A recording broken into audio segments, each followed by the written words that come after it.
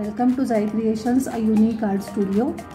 आज आपण how to draw lines and what are the types of lines याबद्दल समजून घेणार आहोत। या आधीच्या व्हिडिओजमध्ये पेन्सिल होल्डिंगच्या टिप्स आणि टेक्निक्स मी द्यायचा प्रयत्न केला आहे। या आधीचे व्हिडिओज तुम्ही बघितले नसतील तर माझ्या चॅनलला नक्की सबस्क्राईब करा, ते व्हिडिओज नक्की बघा आणि बेल आयकॉनला प्रेस करायला विसरू नका। आज आपण सुरू करूया स्ट्रेट लाईन्स आणि कर्व लाईन्स। इथे दाखवतीये त्याप्रमाणे स्ट्रेट लाईन्समध्ये काही छोटे छोटे प्रकार आहेत, ते जर आपण लक्षात ठेवण्याचा प्रयत्न केला तर आपल्याला चित्रातनं रेषा ओळखायला मदत होते। मग स्ट्रेट लाईन्समध्ये काही स्टँडिंग लाईन्स येतात, स्लिपिंग लाईन्स येतात आणि स्लांटिंग लाईन्स येतात। स्लांटिंग लाईन्स वेगवेगळ्या दिशेने आपण ड्रॉ करू शकतो। म्हणजेच काय की कुठल्याही सरळ रेषा वेगवेगळ्या डायरेक्शननी आपण काढत गेलो तर त्यांना सरळ रेषा असं म्हटलं जातं। त्या कुठेही कर्व होत नाहीत। मग ज्या रेषा कुठेतरी थांबतात, कुठेतरी गोल होतात त्यांना आपण कर्व लाईन म्हणतो। मग कर्व लाईन्समध्ये सी सारखा दिसणारा शेप तयार होणार आहे म्हणून त्याला आपण सी लाईन म्हणूया। डी सारखा शेप तयार होतो म्हणून डी लाईन म्हणूया। यू सारखा शेप तयार होतो म्हणून यू लाईन म्हणूया आणि एस सारखा शेप तयार होतो त्या रेषेला आपण एस लाईन म्हणूया।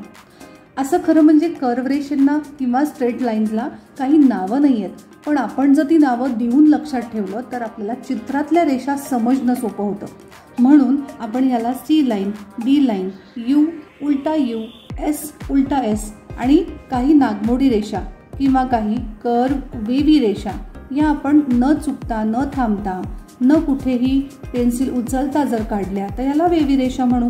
आणि याच पद्धतीने जर का मी स्ट्रेट लाईन्सला स्लँटिंग लाईनच्या पॅटर्नमध्ये जर फिरवलं की एक लेफ्ट स्लँटिंग लाईन जाते, एक राईट स्लँटिंग जाते, अशा जर मी काही पॅटर्न्समध्ये गेले तर त्याला आपण झिगझॅग लाईन म्हणतो। म्हणजे स्ट्रेट लाईन्समध्ये झिगझॅग लाईन तयार होऊ शकतात आणि कर्व लाईनमध्ये वेवी लाईन्स तयार होऊ शकतात।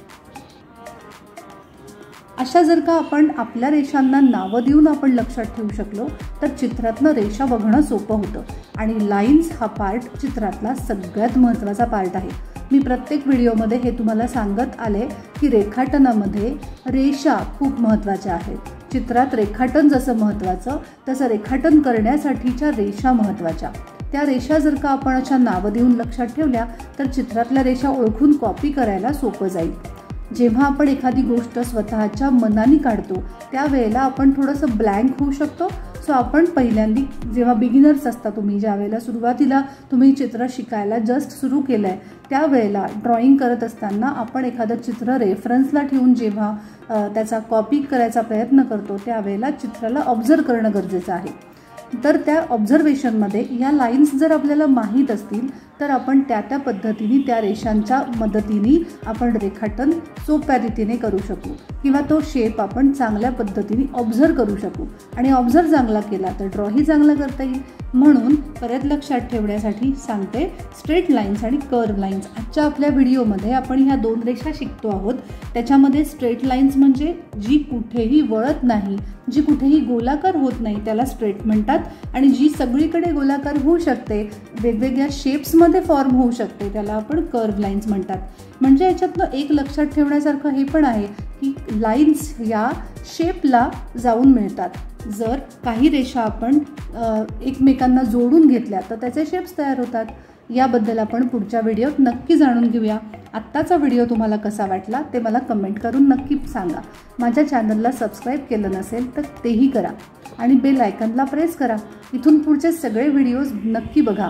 आधीचे बघितले नसतील तर तेही बघा आणि ते तुम्हाला कसे वाटले तेही नक्की सांगा, तेही विसरू नका। थँक्यू।